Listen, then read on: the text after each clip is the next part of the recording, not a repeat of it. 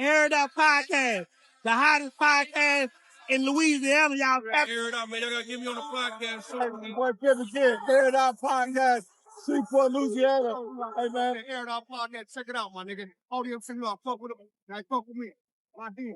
Yo, what's up? This is your main man, Slink Johnson, tapping in with you one time for the one time. And right now, you watching the Air It Out Podcast, man. It's your boy Pac Man, the Hood's voice box, you know what I'm talking about? And we got another episode of Air It Out with Pac Man. And we got a special guest in the building with us tonight. I'm going to say special guest. Special guest, you know what I'm talking about? A well-known household name in the city of Shreveport, Louisiana. You know what I'm talking about? I want to thank you for coming through, first off, because I know it's a lot of things you could have been doing with your time, you know, and you decided to, you know, spend some of that time with me and my audience, and I want to give you the utmost appreciation for coming through. First off, no doubt, man. This ain't just happened right now. You know, so we've been talking about this almost a year almost. Yeah, we've been discussing it a long time. We've been talking about it a long time, man. And we talked about it. I was like, man, hey, I'm gonna get on there. We're gonna do this. So you know, what I'm saying, we finally get a chance to do it, man. I found some free time, and you said pull up, and hey, it is what it is. We here. Already, let's jump right into it then. Yep. Before Ryan Williams, the CEO, who was Ryan as a kid growing up on the Cooper Road, and what shaped you? Oh man, that's crazy. A lot of stuff shaped me. I can't just say it's one particular thing or one small thing or whatever. I think growing up in that neighborhood had a lot to do with it. The things you see, the things you do, the things you're a part of. You know what I'm saying? So you don't know if you're gonna go to the park and, you know, get a triple double or end up in a triple homicide. You know what I'm saying? You just don't know. I think a lot of it had to do with education in the school system, and how the Cooper Road was the mecca of black education in the city of Shreveport. You know what I'm saying? That whole little system over there was created by black people, educated black people, smart black people, wise black people, and people that knew how to come together. And I think everything that they've instilled and left in the neighborhood, I think the spirit of it still lives. And people like myself who don't just see it for what it is, but see it for what it can be and what it used to be. And I've always heard about the great people that came from the Cooper Road. See, when I was in elementary school, Johnny Vance came up to the school. You know, Hersey Wilson came up to the school. You know, these were people in the community that you saw. They came up to the school, and they were there, and they were mentors. And it was like, man, I want to be like that dude. You know, because people respected the hell out of these people. I'm talking about everybody. So you're saying basically, y'all actually had, you know how a lot of people say that when our role models were a lot of times the bad guys, quote unquote. Yeah. Y'all actually had good guys as role models. You had all of it. You had business owners, you had bad guys, you had good guys. Like I'm at the park shooting basketball, and it's a dice game going over there or whatever. Or you got cats in the neighborhood that you knew hustled or ran the streets, but they wasn't no bullies, they was protectors. I think that's the biggest issue that I see right now between the good guys and the bad guys, right? The bad guys back then, they may have done bad things, but they weren't necessarily bad people. Or it was a situation where they wasn't bullies, or if they seen somebody out of line, they checked it. You see what I'm saying? Like, if it was an older kid out there, he trying to take my bike, you know, one of the so-called bad guys be like, hey man, leave him alone. That's such and such little brother. This ain't finna happen like this out here. Right. Whereas now somebody, the bad guy might pull out his phone and start recording it and looking at it and saying this and saying that. So, and we human, man, so we both good and bad. I got some bad qualities about myself. You got some about you. But I also know you got some good qualities too. I got some good qualities myself. So just saying it and seeing it, you know, my neighborhood shaped me, my friends, you know, the same people I started kindergarten with, I graduated from high school with. My college roommate and Tim Hunter, like we started second grade together, you know. Jaron Lewis, me and him started kindergarten together, you know. And it's just that whole neighborhood, that whole concept, man. I wouldn't trade any of that for anything in the world. Yeah. And I believe you, because I know when I talked to Cedric Glover, and I believe he's from Cooper Road. Yeah. He's one of the smartest minds I've listened to. Intellectual, very much intellectual. So. Yeah. What's one childhood moment you feel still affects how you move today, whether it be good or bad? Man, I say probably had to be middle school, by like 7th grade, right? And so I'm at Lanier in 95, Lanier Middle School, where you got the Hoovers on LaGuardia Street and you got everything else rolling 60 Crips, right? And my mama, she a country girl. She from Bernice, Louisiana. She ain't never been on no gangster stuff or understood any of that. But so she didn't understand that. And I told her I was gonna try out for the basketball team in 7th grade. And she knew I love basketball. So they had redid the Converse, made them a little wider, a little whatever. And she bought me a red pair of Converse to try out for basketball, man. And I'm in the 7th grade. On the Cooper Road. Yeah, and back then we had a coach named John Johnson. And Mr. Johnson, if you just wouldn't, this was in the middle school, 96, 97, right? Mm-hmm. And we got cats up there 15, 16 years old, trying out too. So you weren't going to make the team, but you just had the heart to try out. Mm-hmm. So I tried out for the team or whatever. And of course, I didn't make it. And back then, Coach Johnson, if you ain't had what he would look, he'd point you out, tell you go get dressed and get out of there. Mm. I mean, after about the second round. All right, so I'm standing out there like, the bus gonna take us home. Like, nah, the bus take the people home who made the team. And so I lived behind KCS in a community called Lakeview, which is adjacent to the Cooper Road, which is pretty much right there. So, and I had to walk all the way back there by myself. But this is not the funny part. So I got a backpack on. I still got my gym shorts on, which Lanier colors was red and white. I had my red gym shorts on. I had on my white gym shirt, and I had on red Chuck Taylors to try out in. Looking like a blood. Let me tell you, I didn't want to wear my school shoes because I got to wear them tomorrow. I don't want to mess them up, so I'm gonna put them up. Back when I was coming up, you probably got one pair of shoes every 6 months or 7 months or whatever, and you had to keep up with them. And so I'm coming down a street called Kelsey, and Audrey Lane and Lanier Street are between is Kelsey. It's Kelsey Street. So I get to the top of Kelsey Street and I look down the street and I see these dudes hanging out by a tree. They drank and play fighting or whatever. I got all blue. Shit. Reach down, tied up my shoe real tight, pull my straps on my backpack, and I'm walking. And then finally one of them like, hey, see my red shoe. By the time I heard that second A, I'm starting to speed up that walk a little bit. When that third A hit, I hit it. Pulling. They started chasing me because they thought I was a blood or whatever. Right. Man, the faster I ran, bro, the smaller them dudes got behind me. They started about this tall, man. By the time I got to where I was going, they were real small. Because, man, I'm 12 years old, and that introduced me to a lot. That taught me a lot, that one moment. Like, you got to always be mindful and be careful where you at. Number two is you're going to always have people that don't like what you're doing and what you got going on. Mm-hmm. You got to find a way to adjust for that. All right? And if you can't adjust on that, shit, run like hell.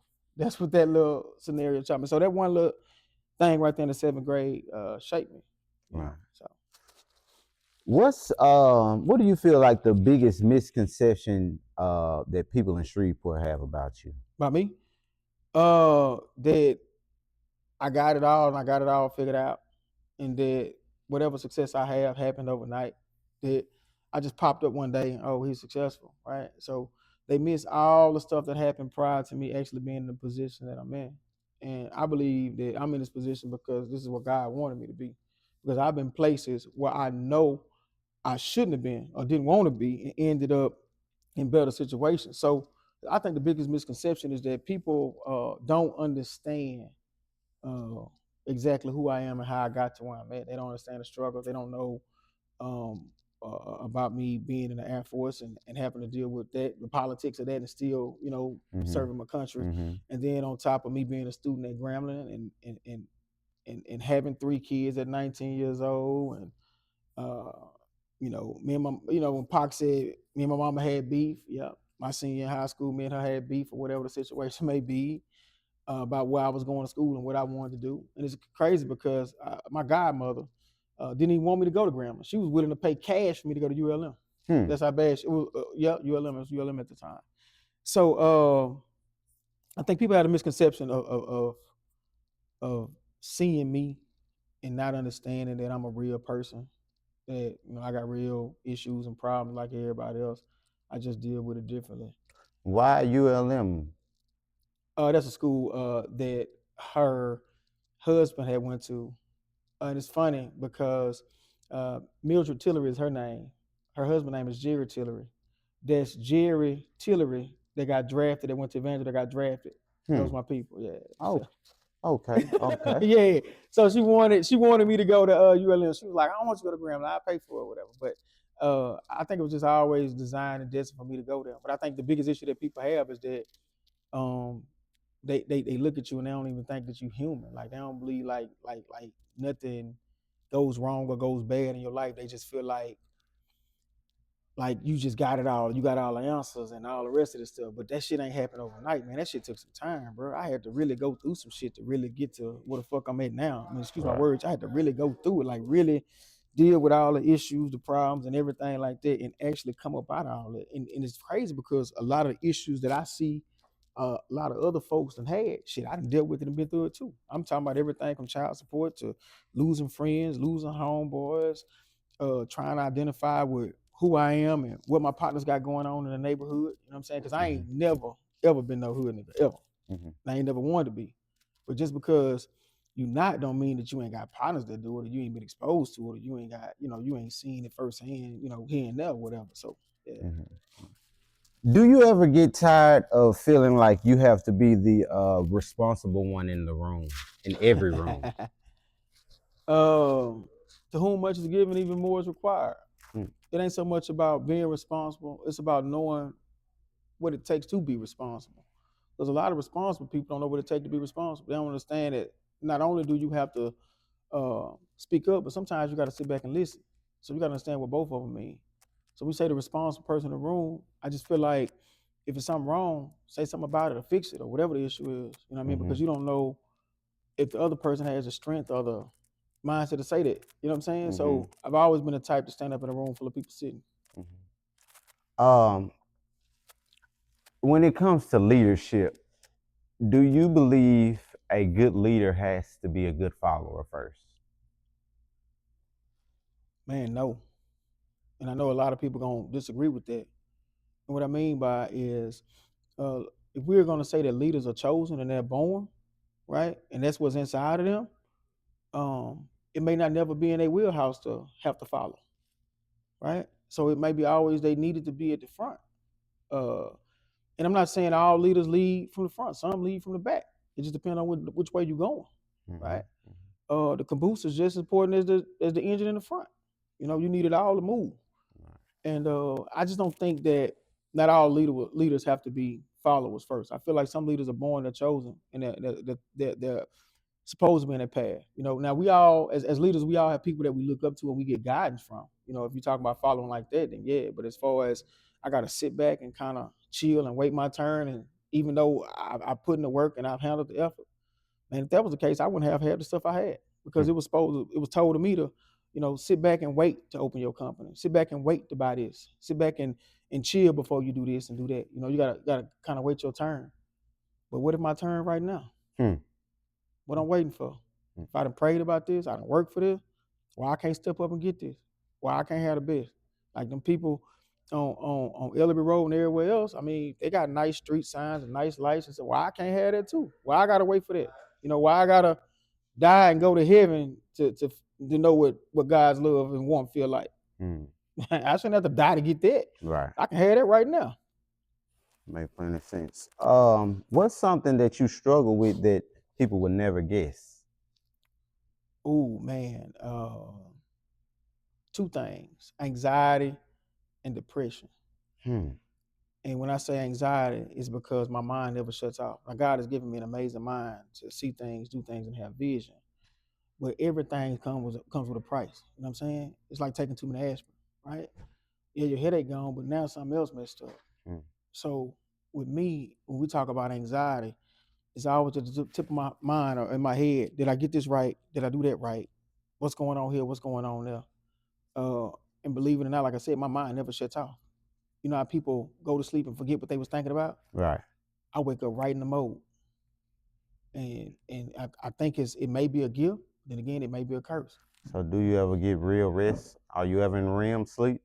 Nah, no. And it's funny because You'll rest, you'll close your eyes, and your body get a chance to relax. But as far as what sleep look like, uh, I can't even really tell you what that is, other than when I had like knee surgery, or I tore my Achilles playing ball or something like that, and had anesthesia. Under medication, Yeah, under right? medication for the most part. Yeah, yeah. But just I'm finna just doze off and be asleep.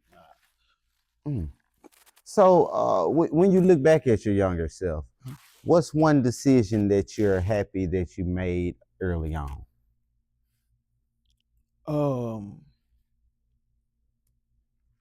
Not quitting, not really giving up. You know what I'm saying? Like, good decisions made early was, I'm gonna be honest with you, leaving Shreveport at 17 and not coming back to 26. Mm. Between 17 and 26, I saw different continents. I dealt with different people. I met generals. I met colonels. Uh, I launched planes. I had kids. I paid bills. I lived in different states. I did a lot between 17 and 26 that some people probably don't even get a chance to do in a lifetime. So, being at 17 to 26 or 17 to 25, that's when your brain is, in its final developing stage.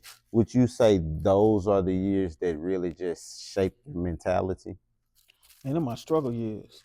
And that's what struggle years are supposed to do. Your struggle years and your hardship years, uh, that's all that's supposed to shape you. That's supposed to develop your brain. That's supposed to give you the strength, your tenacity. That's supposed to put everything inside of you that you're gonna need for the rest of your life to survive, grow, and achieve.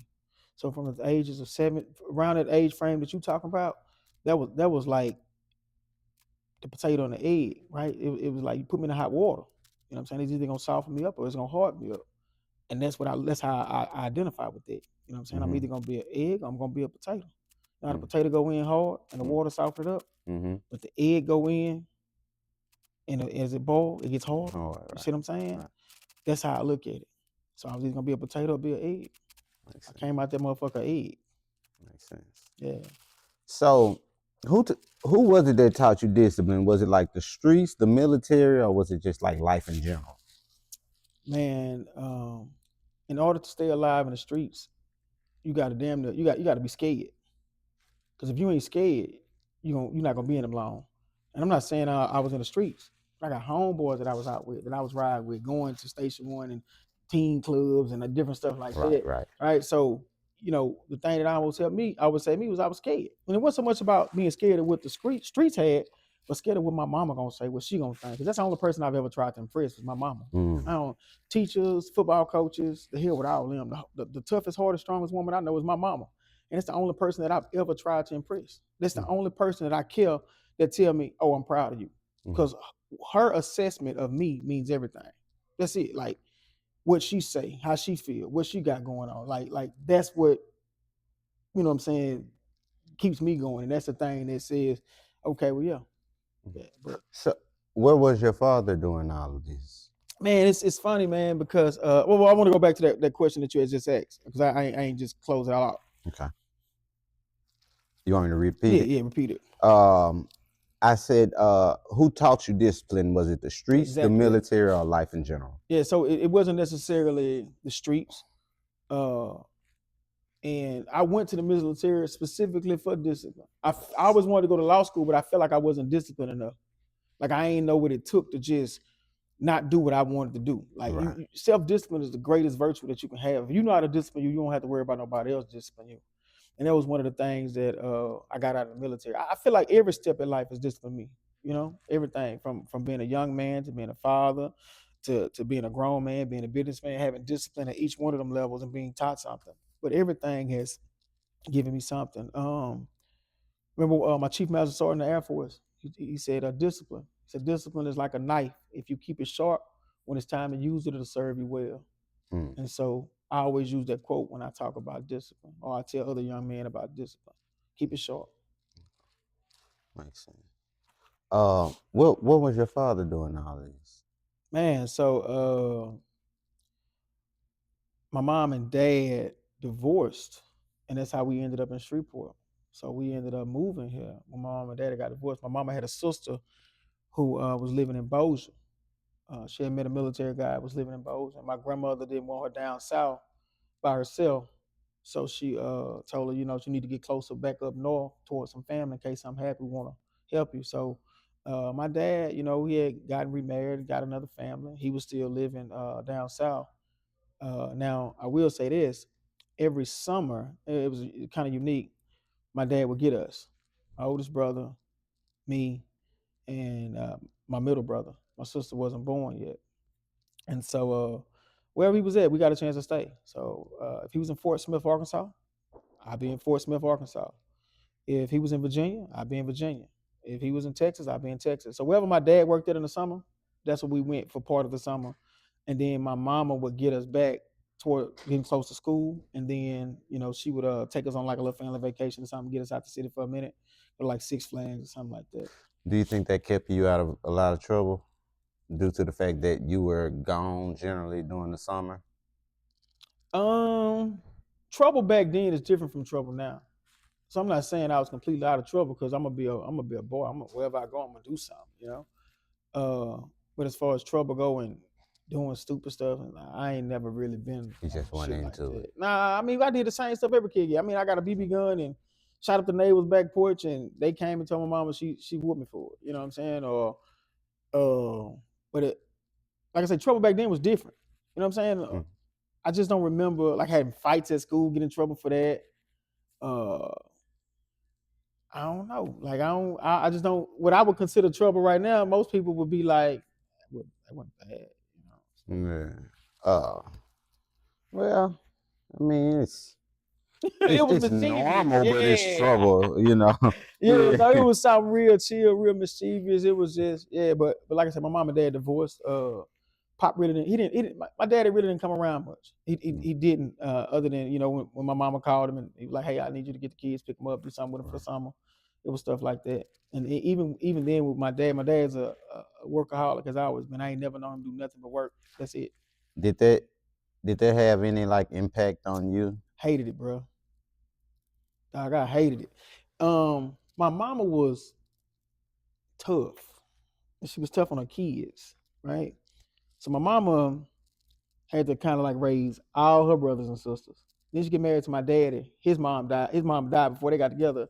So my dad took his brothers and sisters, and she had to help him raise all his brothers and sisters. And then she moved to Shreveport, right? And now she got to raise her kids. And this is for my aunt and uncle left to go to Dallas when they turned 18. So she was just always like tough on us, you know what I'm saying? And she was real hard on us. My dad, whenever he came around, it was like, oh, he the fun parent. He the one he gonna do the very bare minimum. You know what I mean? Now your mama been feeding your ass, taking care of you all year long, doing everything for your daddy show up on Halloween and buy you a damn $3 costume. Now he the best dad on earth type situation. You know what I'm saying? And so as I got older and I look back on it, I realized that my mama wasn't the villain. She was actually the damn hero, man. Right. She wasn't a villain at all. And I'm not saying my dad is a villain, but saying that, like, dude, you could have showed up a little more. You could have came. My dad didn't see me play sports until my senior year in high school. Right. Like, I ain't had no father like that would have been there and been like, hey, man, I got you a little discipline, or hey, coach, why my son ain't getting no looks? That was similar for me. Yeah, I ain't never had nobody to advocate for me. And people say that shit all the time. Like, man, why you advocate for kids and young people? Like, because I always wanted to know what it felt like. I never knew what that felt like. If somebody else's parent or somebody didn't advocate for me, then I didn't get advocated for. You know what I'm saying? Because most people are not going to kind of handle a child and mess over a child if they know they got to deal with their child's dad. You see what I'm saying? And so most people do that because they ain't got to deal with the dad or whatever. Right. See what I'm saying? And I never just had, I had older brothers and things, but we all 5 years apart. So when I'm in the 9th grade, my brother gone. He out the house. My oldest brother, he 10 years older than me. He really, really gone. So I ain't got nobody standing there like, hey, like, let's go outside and work on your jump shot. Or, hey, let me teach you how to throw a football. I learned how to throw a football throwing it up against the wall. You know what I'm saying? I learned how to shoot a jump shot pretty much on my own, or going up to the park. And see, I'm very familiar with what you're saying because mine was pretty much the exact same. Yeah. I can remember the exact game that my daddy came to. It was Loyola. It was that football game. I can't really remember much else. But I wanted to say this because, especially with you being in the mental health, and see, because a lot of people when I invite you on, a lot of people think this is just simply an interview, but it's actually a podcast, Yeah, right? yeah. So um I get my child on the summers because my child lives in St. Louis, right?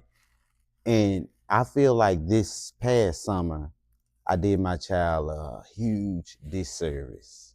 When he was with me, you know, we had a lot of fun, but I think I was a little too lenient, and I allowed him to pick up some negative traits that are coming back to bite.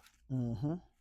And with you describing how lenient your father was, it's kind of convicted me, you know, in a sense that I feel like I need to do better this next go round. What are things that you feel like your father could have done better or implemented more when he did have you? Mm. I don't, and that's a nobody's ever asked me that question. I just feel like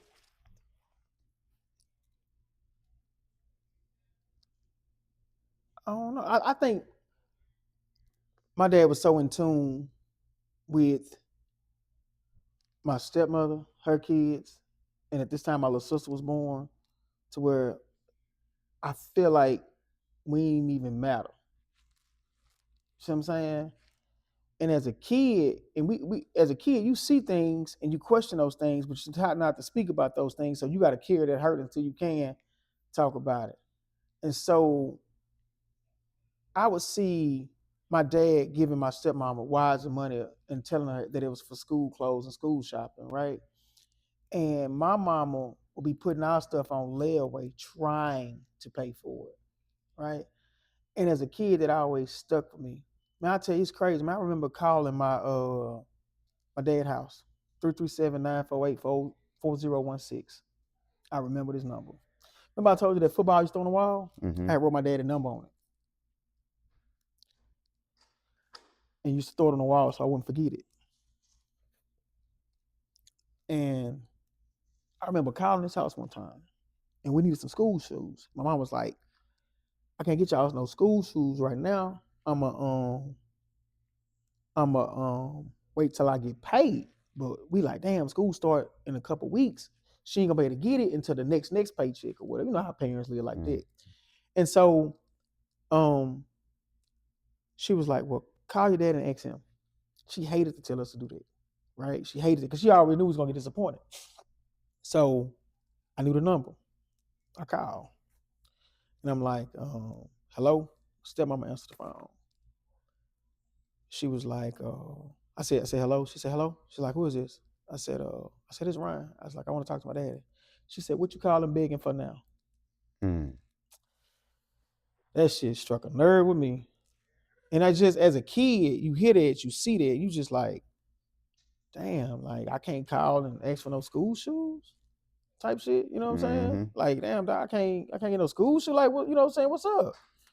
And so we was like, me and my brother was on a back burner or whatever. She was like, well, we was just calling because we wanted to get some school shoes or whatever.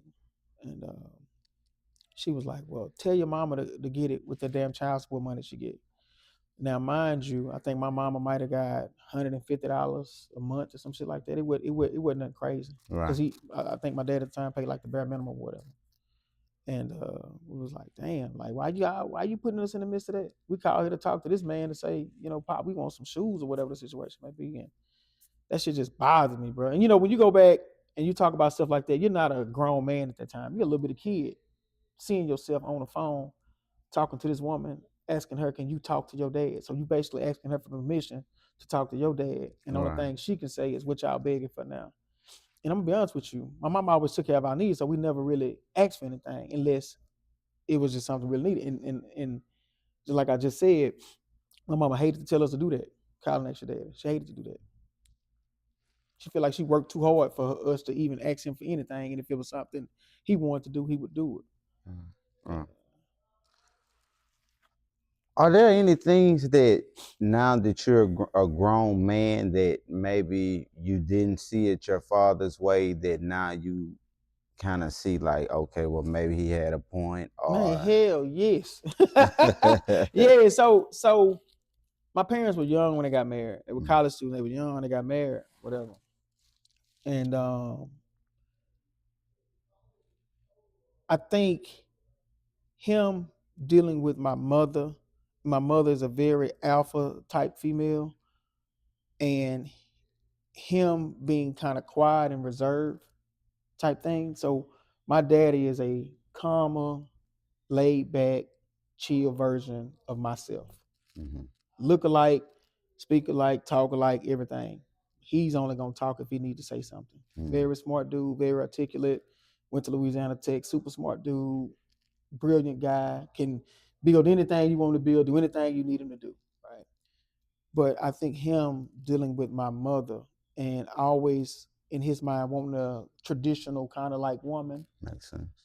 and my mother not being like that, Right. and them clashing and things being domestic and different things like that.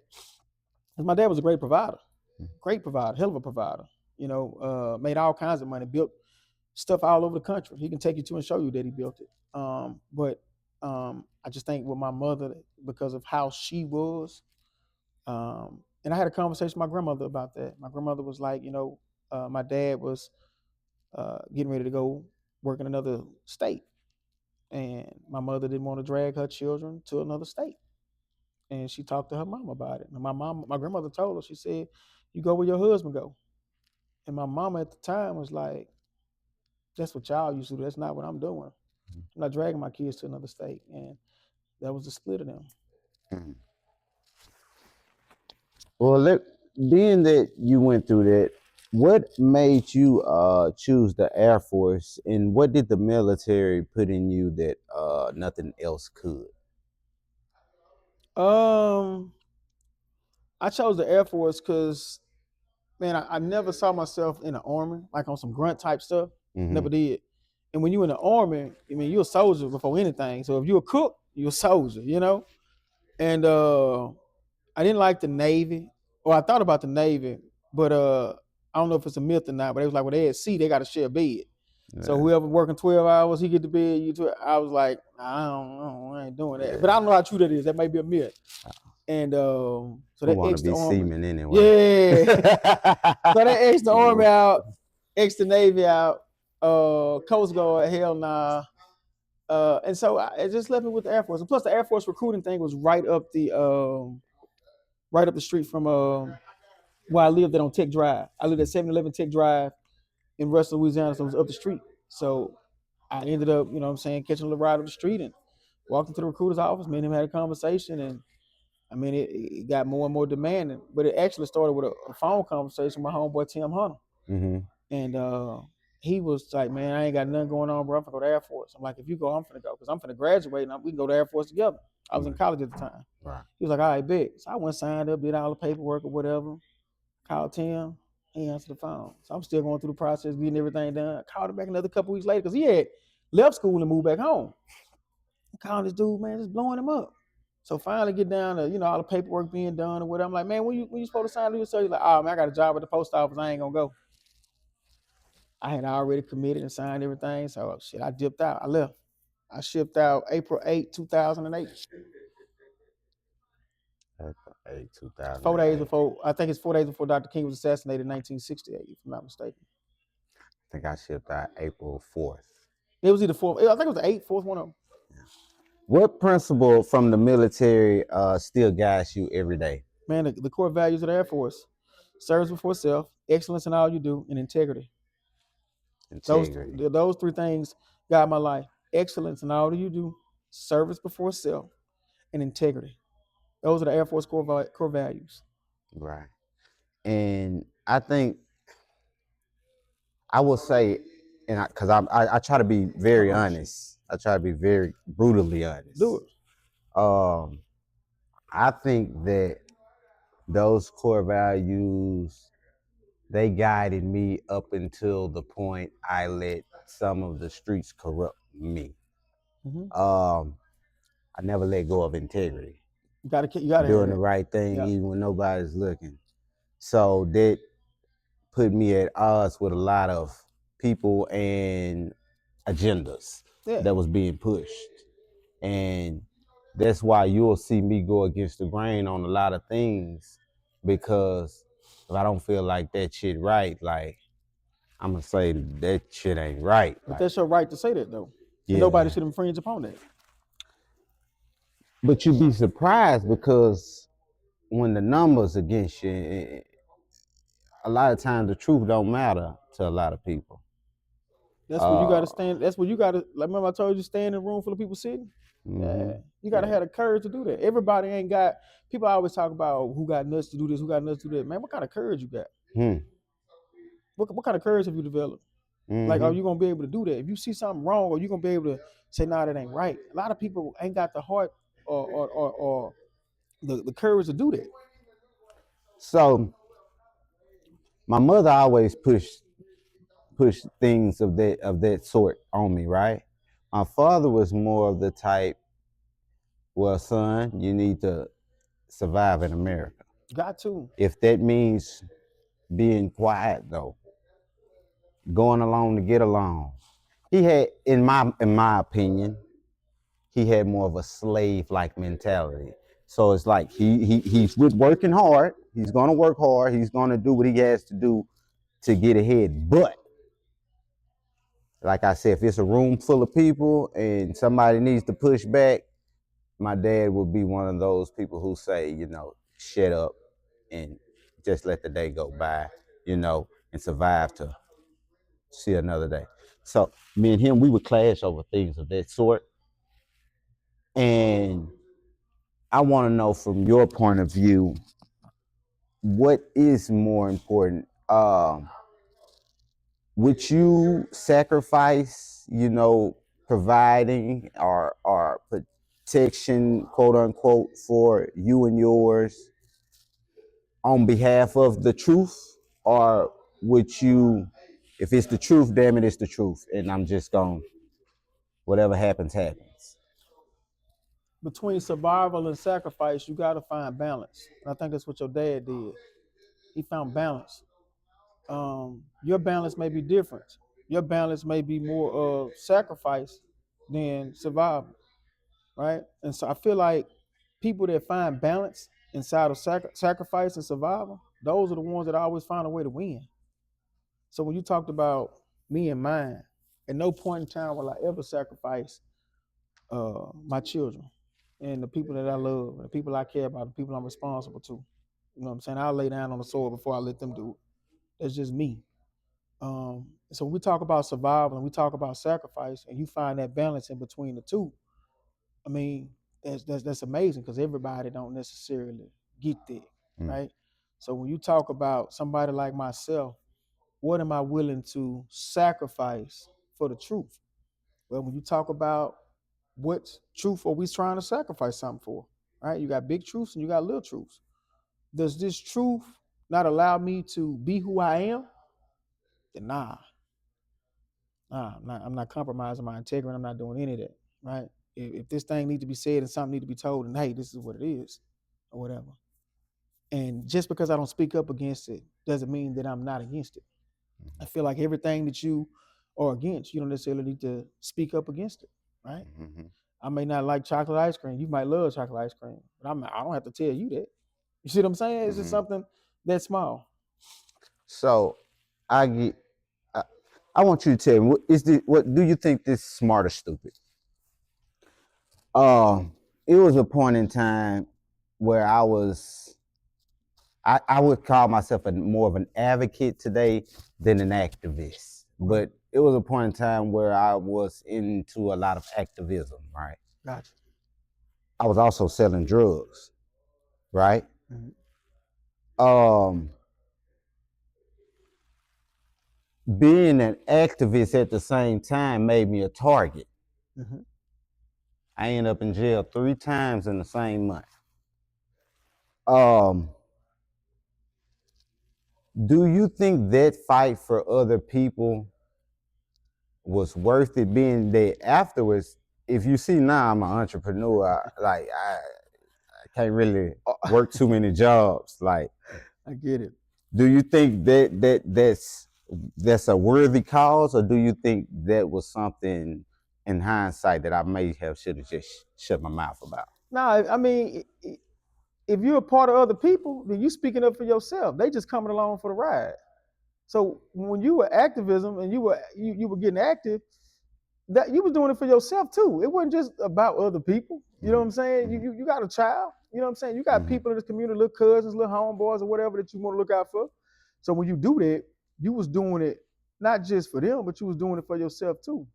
Because to truly advocate for a person, you got to damn to know how they feel, especially if you got some passion behind it. So like I told you, when I advocate for young people and I advocate for kids and I'm donating money to schools and I'm going over here and doing this and doing that, I'm still that little kid in that neighborhood that need those resources, right? I see every one of those little kids like me. It's kind of like when I have my son and I got all his little friends. I'm all their daddy, every last one of them. Right. So in a situation like that, what you did was you advocated not just for them, but you advocated for yourself. Just like you an entrepreneur for yourself, yeah, you ain't did nothing wrong. And if you want to go back and get active and start active being an activist, you're doing it because it's something that is going to affect you as well. I feel like activists should be some of the most selfish people on earth. I think they should. Because why would I want you to go advocate for something that you don't even care about? Right. That don't make sense to me. I need you to advocate for something that has a part of you in it and a part of me in it. I'm not finna go out here and not advocate for women's right. And I got a daughter. Yeah, I got a daughter. I'm finna go advocate for her. Most definitely gonna speak up for her, preach for her, whatever it is that I gotta do because I got a daughter. Can you advocate for something you feel short of? So let's say, like you said, women's rights. Let's say there's been a time in life where you haven't treat women the best, you know, for lack of words. Yeah, I've never been physical with a woman or abusive or hit one or did nothing like that. I've never been that type of dude ever. Right. Yeah. Let's say a person has. Do you think they have the right to advocate on behalf of women, or should they just leave that alone? If you've been in a situation where you have done things that you know you are not proud of and you're truly repenting from those things and you truly have turned a new leaf to those things, then yeah, I think you should. I think you should be the biggest advocate. If you used to be the biggest abuser, you need to be the biggest advocate. You don't think so? For people who have used drugs and things like that, and you're no longer using drugs, you don't have these issues or problems, you should be standing on the mountaintop telling everybody that you can talk to, don't do drugs. Don't do this, don't do that. Especially if you're recovering from it. Because you don't want to see nobody go down that road or that path. Right. If I used to be an abuser, I don't want nobody else to be an abuser, so therefore I'm going to advocate for it. Those are your best advocates. Did the military humble you, harden you, or sharpen you? Gave me everything, all that. I got a little piece of all that. I needed all that. What's one of your most memorable moments in basic? If you can remember back that far. Being dorm chief from the moment I got off the bus to the moment I got back on the bus to go to tech school. 326 Training Squadron with Tech Sergeant Francisco Araujo. He can tell you to this day, I'm the only person that has ever come through 326 as a bulldog underneath him in that squadron. From the time I got off the bus, I was dorm chief, to the time I got on the bus to go to the tech school. And every person I came with passed. We didn't have no washouts or no washbacks, none whatsoever. And he can tell you that to this day. Everybody who started with me, finished with me. Everybody. 326. Was it a building here, building there, like the lunchroom? Bulldogs. Yep. We right in the middle. Chapman, John Chapman. The pad. John Chapman right on training this facility. side. Yep. The track. Right. That's why I was at 326. 326 Bulldog. Everybody that got off the bus with me, that started with me, a lot of people understand, when you get off, you're a rainbow. Everybody got on different colors, different haircut, everything. And you start going to your first appointments, getting your haircuts. It's just like the movie, getting your haircuts, getting your bags, getting everything. When I got off the bus, he literally made me dorm chief right then and there. And I was dorm chief all the way up until I got on the bus to go to tech school. That's wild, because we showed our dorm chief switch. Yeah, you go through a bunch of them. Yeah. Mm-hmm. So look, you work in mental health. Uh, Where do our city leaders actually need to insert themselves when it comes to saving young people? Man, we need frontline people. And when I say frontline people, we don't need people to claim the tragedy after the tragedy has happened. Um, and I'm not saying that they can predict what's about to happen, but you can damn sure try your best to prevent what's about to happen. We know when it get hot what's gonna happen, right? Mm-hmm. Mm-hmm. We know what's gonna happen toward this time of the year, and we don't put anything in place to kind of curb it, change it, or stop it. Um, I think they need to be at the front line. Like man, I remember going in juvenile court and sitting in Judge Young's courtroom and seeing the young men coming in and out, and I saw how they were reacting to each other. And I forgot the guy's name. He ran for office in Shreveport. I can't think of his name. He's an attorney. He worked at juvenile court. He said, "Ryan, there's a storm brewing." And I said, "What you mean?" He said, "Sit back and pay attention." And I sat back and I looked, and he was showing and pointing out because he had grew up in California. He had noticed gang culture, and he had started noticing how the young men in the courtroom was reacting toward each other. And he peeped the gang culture. Man, this is in 2019, 2018, something like that. Was it Jay Florence? No, it wasn't Jay Florence. Oh. It was not, man. He's a Sigma, went to Southern Law School, was an engineer. I cannot think of his brother's name. Me and him used to trade Bitcoins all the time, early. Okay. And we in juvenile court. He's pointing these things out to me. He's showing me these things because he understood that West Coast gang culture. And he said, it's a storm brewing. And at the time, I didn't know what he was talking about, but he pointed it out to me. And that's when we realized that we have gang culture. We did not, I think Shreveport didn't want to admit that they had a gang problem. And the reason they didn't want to admit they had a gang problem was that it took them back to the 89, 90, 91, 92, when Shreveport was treacherous. You know, when there were drive-bys and shootings and that. But failing to admit that early on has cost a lot of people their lives, a lot. And gang culture in Shreveport is different now than what it was back then. Because you could be from the Cooper Road Center. Cooper Road never had to worry about anything unless you crossed over to LaGuardia. Or you was on LaGuardia and you crossed over anywhere else on the Cooper Road. As long as you stayed in your territory, you were good. But now it ain't like that. You can be on the Cooper Road and gang banging with somebody in Cedar Grove, and y'all could be click clock tight or whatever the situation may be. And it's so different. And I don't think we as a city got in front of that or were prepared for that. And now you have a bunch of young people caught up in the middle of it that, one, they shouldn't have been in the first place. Two, they don't know how to get out of it.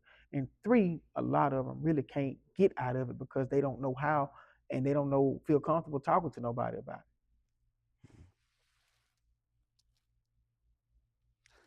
Once you're in it, can you get out of it while staying in Shreveport? Once you're a name, I'll put it like that. It depends on what you've done. It depends on how far, what you've done and how far. I had a mother come talk to me about that, ask me about that, and she had finally figured out that her son was a part of it. Good kid, great kid. He changed over a period of time. And usually there's a trigger. Something happens.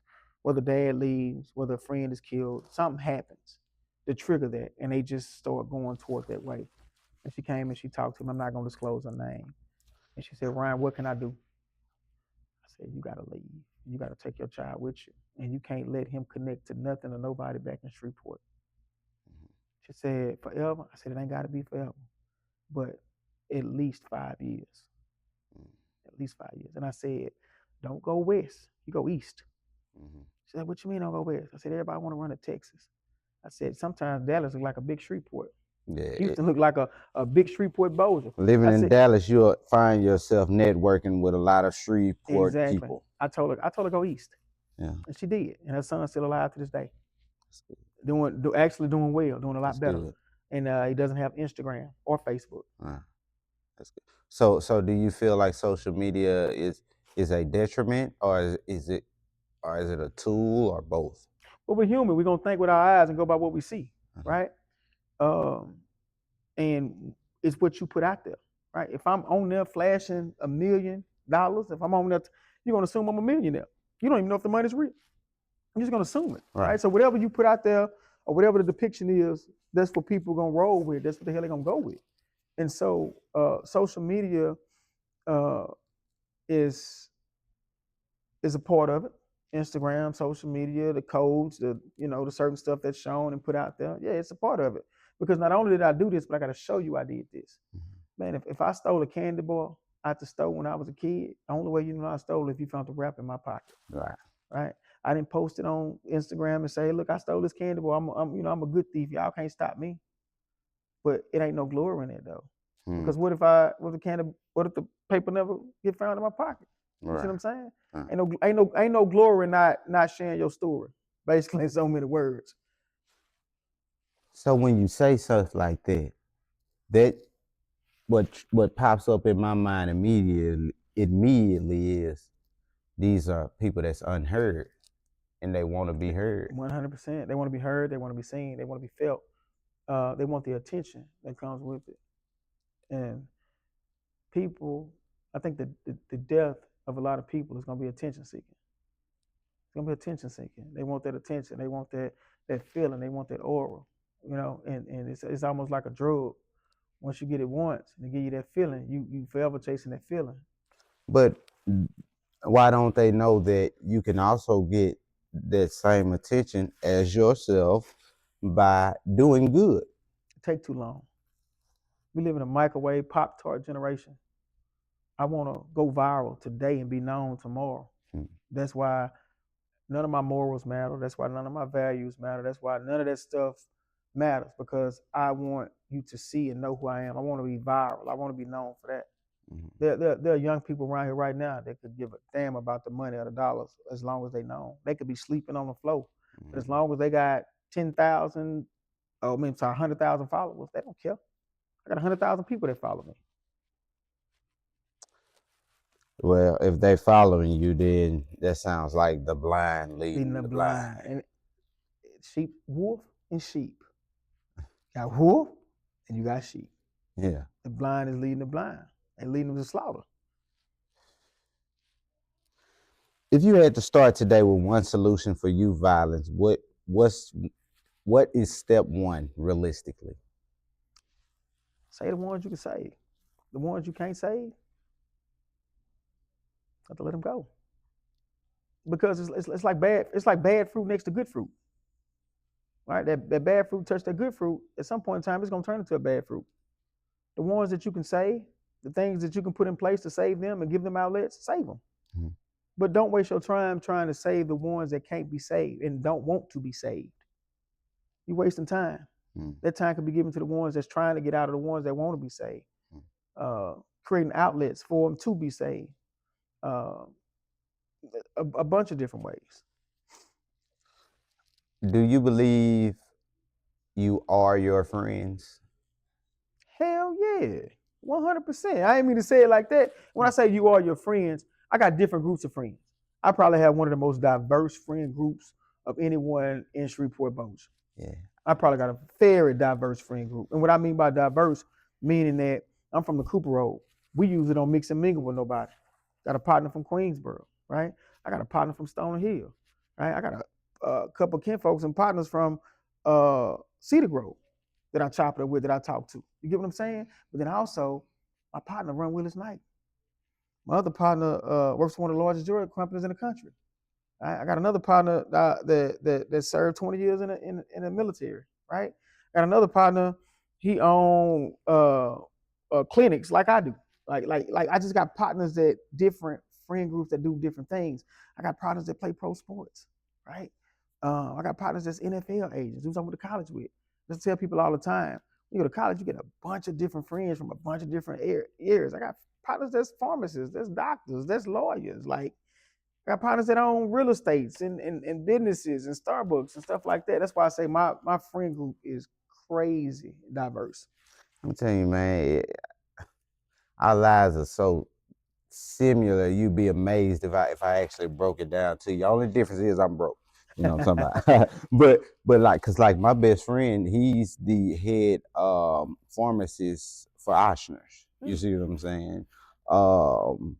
I have, like I say, I have friends in Stoner Hill. I got friends in Cedar Grove.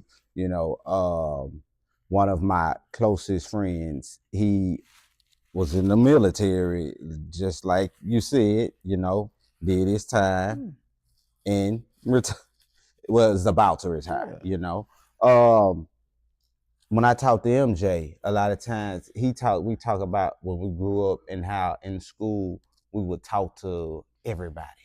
So like I didn't just talk to like quote unquote jocks I talked to the nerds, I talked to everybody. I literally mingled with everybody. When I was in therapy, my therapist would say I'm a chameleon, to where I can almost go into any environment and fit in. Now I think so let me say this. You had to be. I was the same way. You had to be because you knew that you were smarter than everybody else. Mhm. You knew you were charismatic, right? You knew what you had to do and how you wanted to feel. There were times when you may have sat in the classroom and didn't want to raise your hand and know the answer because you didn't want your homeboy beside you to feel dumb, right? You know what I'm saying? You had to be, and so that throughout life has just always been you. Now, sometimes I'm gonna be honest with you. Sometimes it can hurt you more than it can help you because there were times where you may have wanted to say something you didn't, but then you realize I should have said something that would have made a difference, and not in my life, but maybe somebody else's, and you didn't. And that part of it is the part that hurts too, because we blending in, not knowing that hey, now ain't the time to blend in. Now is the time for me to get on it, And I think the difference between my life and your life is that there were times when I did that and you probably didn't, right? Or there were times when you did it and I probably didn't. Meaning that there may have been some things that excited you when you were a student at Booker T. Washington that you was like, oh yeah, I'm on that. And there were times I was like, well, nah, I ain't on that, right? So it's just that's just the trajectories of the lives or whatever. So. Yeah, I think my lack of discipline was what I'm not gonna say failed me. What postponed my greatness. Your choices. It's not that. It's your choices, man. And I can look at you and tell, and just having a conversation with you and tell you that it's your choices, right? And the thing about a choice is that not making a choice is bad. Making the wrong choice is even worse, right? But knowing what choice to make and still making the wrong choice, that's what's messed up, right? Like, and I think I'm still guilty of doing that sometimes. I mean, but we're human though, right? And we all got vices. We all got things that we indulge in, and we, whatever. But I think in your situation, just from talking to you, whatever, it was that you knew what choice you needed to make, but you did what you wanted to do, and not what you were called to do. I think now you're starting to live in your purpose and live for who you really want to be. And you were thinking to yourself, like, damn, why did I get this so late? But I don't think it's so late. I think shit, you right on time. By being on time, you can do way more by being on time than saying that I shoulda, I coulda, I woulda. You right on time with your story and your message. Because there's somebody right now that's hearing and seeing this and loving what you're doing and wanting to emulate what you're doing. And they probably wouldn't want to do that 7, 8 years ago. Makes sense. You've seen many families up close. Do you think most of our trauma comes from the home or the environment? Both. So when I say both, and I talk about the home and environment, home, of course, is where it starts at, right? What kind of environment are you in? How you feeling? What you doing? What kind of energy is being displayed, right? I've dealt with a lot of kids who were survival thinkers, right? So they're gonna do whatever it takes to survive, whether it's lie, whether it's manipulation, whatever it is. I'm gonna do whatever it takes to survive because that's all I know. And I've dealt with kids that were raised off love. Kids who are raised off love react and do things differently because they don't react to do things out of fear. Survivor thinking kids do things out of fear, right? It's kind of like, let me give you an example. Uh, I'm not gonna do that because my mama gonna beat my butt, right? So that's me survivor thinking. Right? Love thinking is I'm not gonna do that because I don't want to hurt my mama. I want to hurt my dad's feelings. That's why I'm not gonna do that. Well, let's go back and research it a little more. On the survivor thinking side, well, yeah, if I do this, then how my mama gonna do is whoop me. I think I can deal with it, and I can lie about it, and probably not gonna get caught. Well, on the love side, well, nah, I'm not gonna do this to hurt my parents' feelings, and then I don't want to feel guilty about it because I was raised out of love. and it's gonna go against what I believe in and how I feel. So I'm just not gonna do that. What we messed up as our people is that we are survivor thinkers. But when you take a race of people and bring them to a country, and you embed this in them for years and years and years and years and years, it's gonna take years and years and years and years for it to get out of them. It's just not gonna leave overnight because now you've given them civil rights in 1965. Yeah, I heard somebody said to me once, they said, however long it took you to walk into the forest, it's gonna take you that long to walk back out. Yeah. And that's not me making an excuse. It's just me saying, hey, this is what it is. This is just how it is. Does it have to be like that? No. Well, if you don't want it like that, y'all have to change and make some changes and make some adjustments. Y'all got to call out when things happen that we know ain't right, instead of one group of people calling it out, right? And Dr. King said it best: an injustice anywhere is an injustice everywhere. And a lot of times, when we standing up and the other side may know that it's wrong and they don't say anything about it, that hurt worse than what happened in most occasions, you know? So let me ask, do you believe that the music today is shaping the kids, or do you think the kids are shaping the music? Music has always been a part of life, always. If you rap about having babies, you're gonna have babies. You sing about having babies, you're gonna have babies. You look at the music from the 40s, the 50s, the 60s, the 70s, the 80s, the 90s, the early 2000s, all the way up until now. Drill music. Rap, I know you know about rap music. Drill music. Yeah. It's talking about committing crimes and doing things, right? Just like Grand Theft Auto, just like what's the game? Warcraft, not Warcraft, Call of Duty. Yeah. Just like those games. So I'm learning how to be a killer in my bedroom by playing these games, right? And then also I'm hearing this about shooting, killing. It's kind of like when you're a kid. What's the cousin of learning? Repetition. Right. Hit over and over and over again, right? And as I hear it, I'm thinking about it, and it becomes easier. It there you go. It releases all of that and changes all of that. So now I'm hearing these things. It's easier. A lot of these young people that are doing things, and it's the kind of music they listen to, the things they've been exposed to in their environments and things like that. It's because they think it's normal. I used to watch the first 48. I stopped watching it. I become immune to death. All this tragedy and trauma stuff and watching that stuff not normal. I don't know if you noticed, TV changes with the time too. Remember we used to have a bunch of talk shows? Mm-hmm. Then we went to judge shows, right? Mm-hmm. It's just changed over time. So to your point, I have this conversation with someone I love dearly a lot, and all this factors in the survival versus raised off love.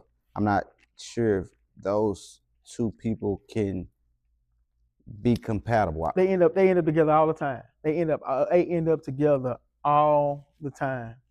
Mm-hmm. All the time. They always dealing with each other. They always mixing and mingling with each other. Mm-hmm. And so I was explaining that it's my belief that a lot of times what you feed your spirit, is what will eventually come out. So if you watching things like baddies and things like that, like I hate that shit. I'm not gonna be honest. I hate the shit. I don't watch it because me neither. Because they just fighting for no reason. Like I don't get the point. You get what I'm saying? I don't get the substance. What you said that a lot of times people begin to think it's normal. And I have this discussion a lot. I say, listen, y'all, I say we were raised wrong. And when I say we were raised wrong, I'm really not talking about how my mama raised me or none of that type of stuff. I just know we have a consensus on a lot of things that we think that's how they go. Mm-hmm. And truthfully, it's corrupt. 100%. So, but me telling a person, listen, your way of thinking about this, it's not right or it's corrupt. That's challenging their identity. And anytime you challenge someone's identity, if they're not really that open minded, you might have a fight on your fucking hand. Yeah, 100%. You're gonna have a fight on your hand. You know how they say a fight come with that? Yeah. So my question is, how does one help a person grow if helping them grow is going to be an attack on their identity? Or is that what you mean when you say help the ones that we can? Is that one that we can't help? Man, it takes a lot of effort to help somebody, to truly help somebody.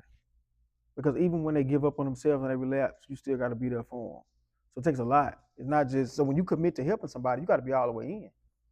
Because them having that support and not having that support hurts worse than before they had the support. You know what I mean? In the long run. And I think identifying who you are in a relationship too. Am I the survivor thinking, right? Or am I the person raised off of love? You got to identify with who you are. Once you identify with who you are, then you start to fix yourself. Like I feel like God has given us everything we need in order to be successful. I agree. Everything's already inside of you. Are you willing to do what it takes to bring it out, to pull it out, to sacrifice? Right? A lot of people don't understand that word sacrifice. Man, it take a lot to give up. Right? Like what it takes for me to get here. You don't know what I had to sacrifice, what I had to give up in order to get here. I gave up a lot. We talk about the celebrities and who they got to sacrifice or whatever. I ain't talking about that type of sacrifice. I'm talking about everything I had to give up to get. A lot of people don't know that. You don't know what I had to give up to get here. Okay. So some people say you post too much of the good that you do, and they call it bragging. Mm-hmm. What is your real intention when you share community work online? Gotcha. For one, I've always wanted to inspire others to do, right? Because we don't have enough doing. And it's sad that we got to sit it where we don't have enough doing what somebody would even think of that's what it is, bragging or whatever, because it's nothing that I have to do, right? My children got coats, right? Mm-hmm. But I'm always thinking about the child that don't have a coat and how, that child may have been me when I was a kid and I didn't have a coat. My mama got our first Christmas tree out of the trash can because she saw a lady throwing it away out the dumpster, right? And so stuff like that sticks in my head. So every time I'm giving back, every time that I'm doing something, I'm trying to inspire the next person to do something or to give back and stuff like that. But it's always been the people who see it as that, but don't understand why it's that. You see what I'm saying? Mm-hmm. And it's never really bothered me. The only thing that's ever bothered me about it is why. Like instead of, asking why I'm posting or why I'm talking about it, why you not up here helping me do it? Why you not up here giving me back? And some of them same people are the benefactors of it, or their cousins or whoever are the benefactors of it. You see what I'm saying? I know I've done Christmas and bought stuff and did stuff and looked out for people and you know what I'm saying? I just feel like that's an obligation. I feel like whatever God has given me, He's just not giving to me. He's giving to me to help others and bless others and do the things that He would have done. That's how I look at it. I ain't never looked at it as bragging, but I mean, I've heard people say that. Why you gotta always post about what you do, or why you gotta always talk about what you do? And at first it used to bother me, like, damn, because it's a little voice in my head that says, Ryan, I want you to go adopt Alfonso Jackson daycare, and I want you to buy their Christmas, buy every kid their Christmas gift, and have Santa come in and do all the rest of the stuff that goes with it. It's a little voice in my head that tells me to do that. And I don't ignore that little voice. That little voice is the reason why I'm who I am today. And I have the things that I have today. And that little voice I've always believed that's God talking to me and telling me what to do and commanding me and convicting me, right? And so doing the work that needs to be done. Do you feel pressure to prove your impact because some people only see the negatives? No. No, because if I'm doing it, then I'm doing it for the wrong reasons. Okay. Right. So that's just like hell nah. Nobody pressures me to do anything. Like I said, I got that little voice in my head that talks to me all the time and tells me exactly what to do. Whether I'm buying stock options or whether I'm booking an artist or whatever, that's that little voice. Yeah. Is there something you've done for the community that you never posted, but it meant the most to you? And it's a lot of stuff. Give me an example. Yeah, it's just recently. I'll tell you this just recently. Dude that hit me up. I ain't know the dude from a can of paint. Still don't know him to this day. I don't know him. And I'll show you the messages when we get off. He hit me up. He said, "Man, listen." He was like, "Bro, I got a job opportunity tomorrow. They gonna teach me how to get my CDLs, but it's in West Texas, and I ain't got $1. Something in my head say, do it." I said, "Man, what you need?" He told me what he need. I cashed tapped it. This was 2 years ago. He said, "Man, I made it out here. I didn't work." It was a week after I sent it to him. He said, "Man, I done made it out here. I done made a little money. I'm finna send you money back." I said, "Nah, man, you ain't got to do that." I said, "Man, what I want you to do is I want you to take whatever you was going to give me and use to take care of your kids." He said, "Man, all right, bet." And the dude inboxed me 2 weeks ago. He done bought his own 18-wheeler, got his CDLs, and working out in Texas. That's a blessing. I'll show you the screenshots when we get offline. True story. And man, it's probably got 1,000,000 stories like that. Well, not just it. Not, and a lot of times it ain't even about me giving out something monetary. And I had a mother bring me her child and say, "I can't do nothing with him. I'm about to give up on him." And we end up having some sessions, getting some stuff going, and we get him in a Kappa League program, and it just totally changes his life. And this kid come back and see me after he done graduated from college and like, "Hey, Miss Williams, I appreciate you." And it feel good. Man, them my trophies. Those are all my trophies, man. It's a young man that calls me, if not every week, every 2 weeks, and check in and tell me how he doing and what he got going on. I did all I could to keep him out of Swanson, but he just had to go and know what jail felt like. And when he came home from Swanson, I was the first person he came to see. Help him get a job and get on his feet. Now he a family man taking care of his kids. Every time he see me, he introduced me to, not introduce me, but he'll be like, "Hey, that's Mr. Williams right there. Go up and shake that man's hand." Right. Every time. And it's all stories like that. A lot of people don't remember. I ran a program called Faith and Fathers for supportive integrative services. And that program helped fathers not get off child support, but reconnect with their children. So it was my job to take them to the state building, see how much they owe, get them a temporary license, help them find a job, call the mother, talk to the mother, set up visitations between him and the child so that he could be in the child's life, and eventually try to get the mother to remove some of the arrears and get him to paying his child support. And I ran that program for 1.5 years. It was called it was called Faith and Fathers, Supportive Integrated Service. It was a grant here in Shreveport. And whatever males that see this, that know me, that was in that program, man, I'm proud of y'all. I taught domestic violence classes for a whole year. So at night, I'm in a room with some of the worst offenders in the city, talking about DV, domestic violence. I taught parenting classes to those fathers that I was helping get back in their kids' life, teaching parenting classes, male and female. That's beautiful. And then I taught bio parents and non-bio parents how to deal with their foster children all throughout the state of Louisiana. So on my weekdays and my weekends, I wouldn't even be in Shreveport. I'd be in Alexandria, I'd be in Lafayette, I'd be in Opelousas, Lake Charles, Monroe, Shreveport, teaching bio parents and non-bio parents how to deal with their foster children throughout the state of Louisiana. That's why, I know you may be a Christian, but in Islam, the Prophet Muhammad, peace be upon him, had a saying. He said something to the effect of, "You are only as great as you are a benefit to others." 100%.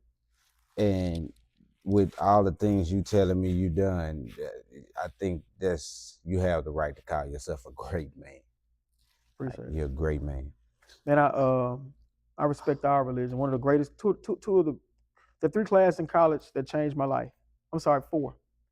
Public speaking was one of them because I didn't know I had a voice until I got into public speaking. Even though I had been doing stuff in high school and different things like that. So it's public speaking, logic, right? Because it makes you realize what's really there, right? Right. If it's whiteness in front of you, that's just what it is. It ain't no left. It's white. That's what it is.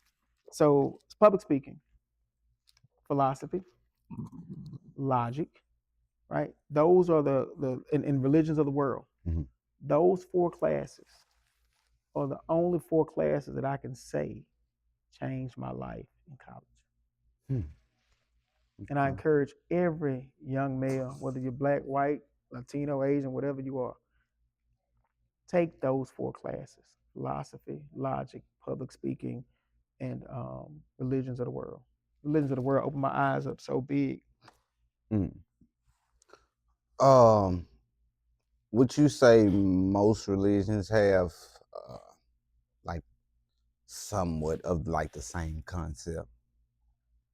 Most of the Abrahamic. monolithic ones do.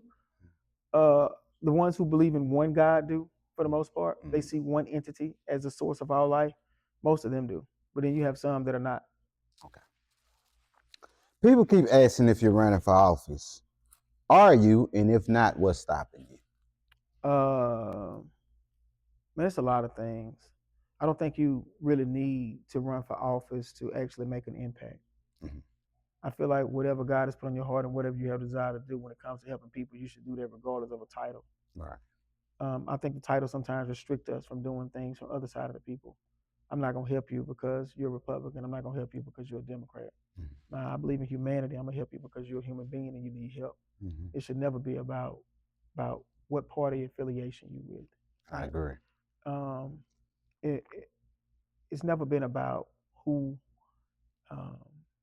I love. It was never been about who loved me. It's always been about never been about who I love. It's about who loved me. Mm-hmm. For the most part. So when we talk about me running for office, I don't foresee me ever running for office.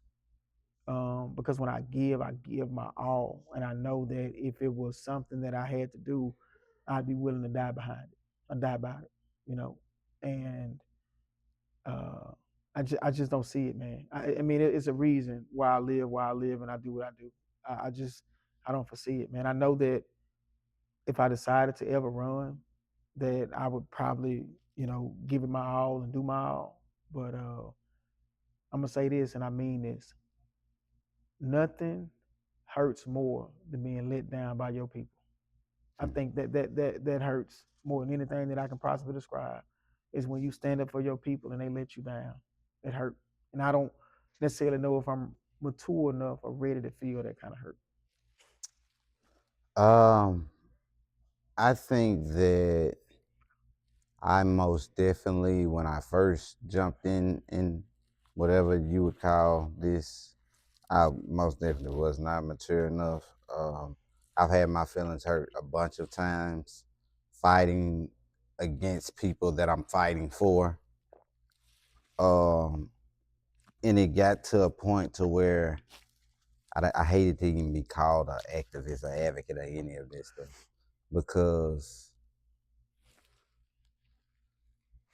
it's people that I've had nothing but, in my belief, good interactions with, people that I've called myself fighting for. I'm thinking I'm doing this to make them and their children's lives better. Mm-hmm. And when situations would come about, these certain people would be some of the first and loudest and most cruelest people against me. Mm-hmm. And that almost made me say, excuse my language, fuck that shit. Like, because like you say, it hurts. That shit hurt. And it hurts bad. Mm-hmm. Let me ask you this. If you were to run, do you think the city would actually listen to you if you had a title, or do you think you make more an impact without one?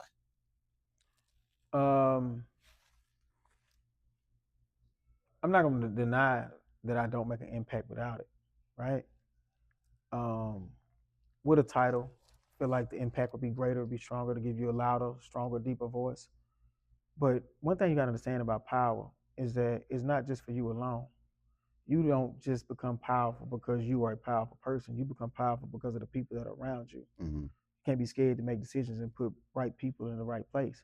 If this person is a good accountant and they're going to be a good CFO, regardless of their color, regardless of where they're from and who they are, you put them in that position and you stand by them and you give them all the support that they need. Mm-hmm. You don't not do the right thing because of party affiliation or whatever the situation may be.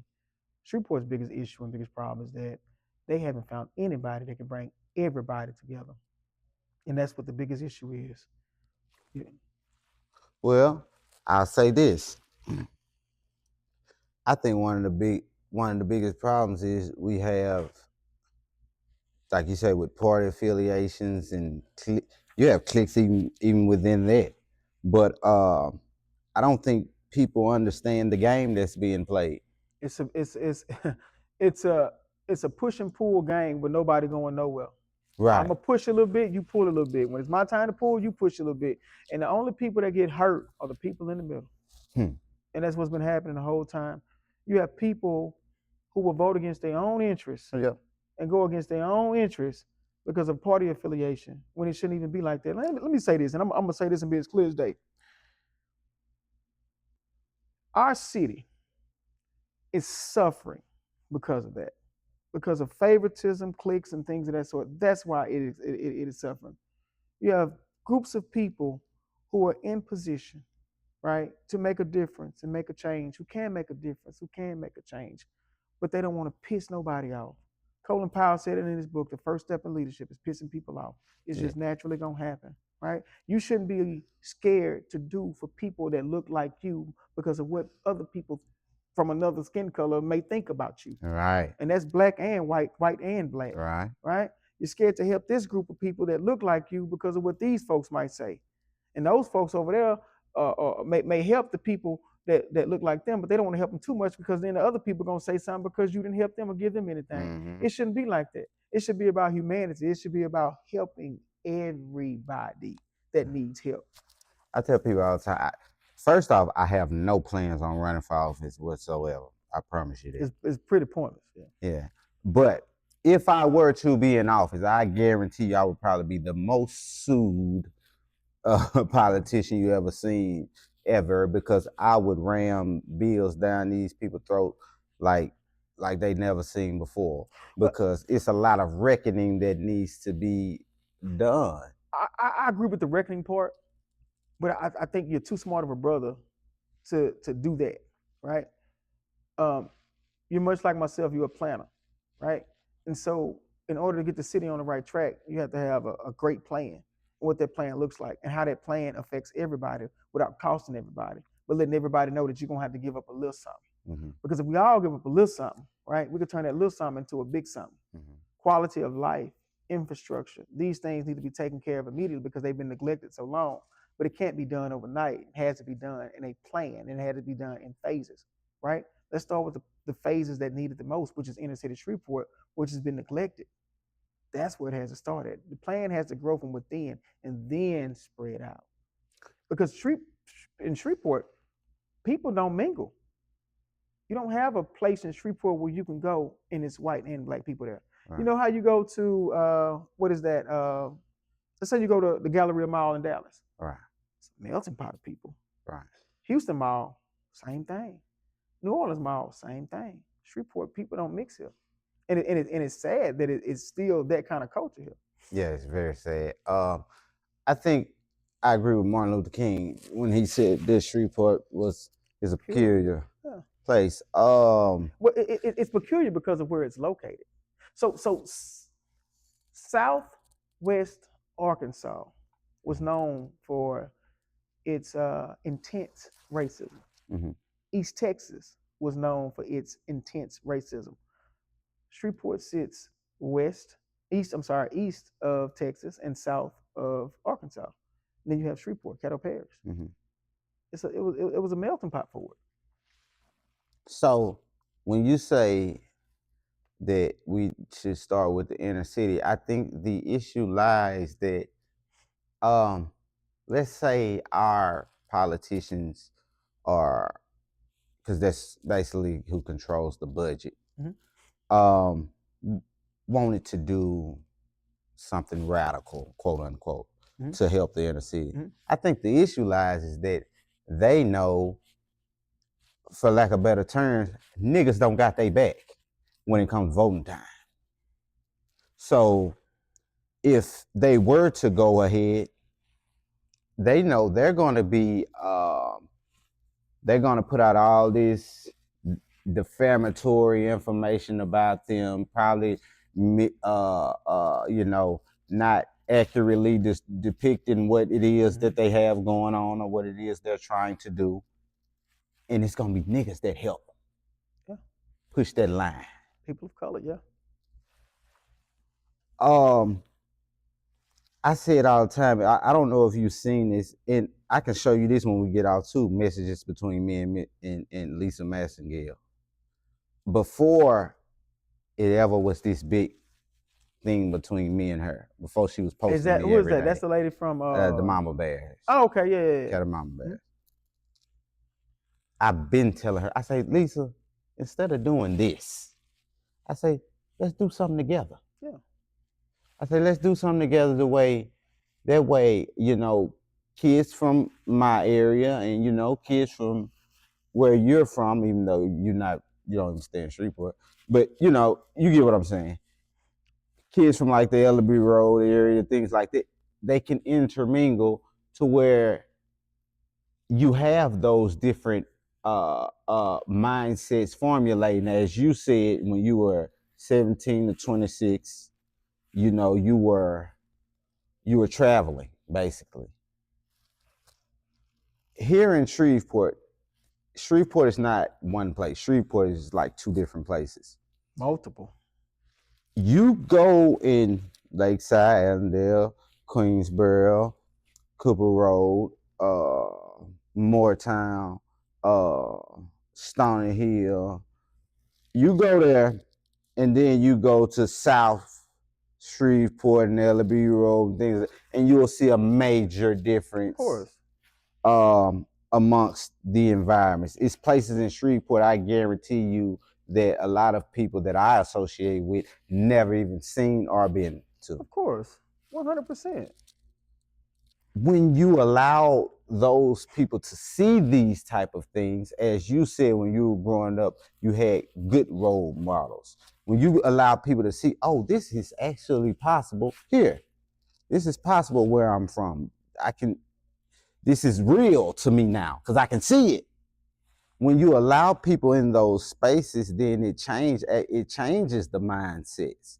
But as long as we stay separate, as long as we fight over Republican and Democrat, even though they got the same donors, as long as we fight over in color, these type of things are tools to where you can't focus on the real corporates.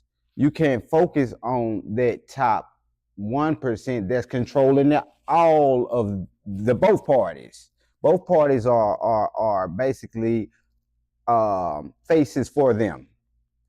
Somebody's going to be a face for them. Now, as you get more local, that's kind of, it's not as impactful. Like you're more direct. You have a more direct influence on them as you get more local. But I said that to say this: if we ever want it better for real, it's simple. It's a meeting of the minds. Oh, I agree. So things have to change though. It just doesn't happen because we say it happened. So I'll give you the biggest example of the differences in Shreveport. Look at 70th Street, West 70th and East 70th Street. That defines the difference right there. One end, they're on the same street, but one side is way more valuable than the other. Way more valuable. And it was designed to be that way. It didn't just happen like that overnight. Mm-hmm. That Chase Bank that they just built on Uri Drive, when they closed two Chase Banks down on West 70th, that's the difference. That's the difference right there. And it was already a nice looking bank there. They tore it down. And this is Chase we talking about.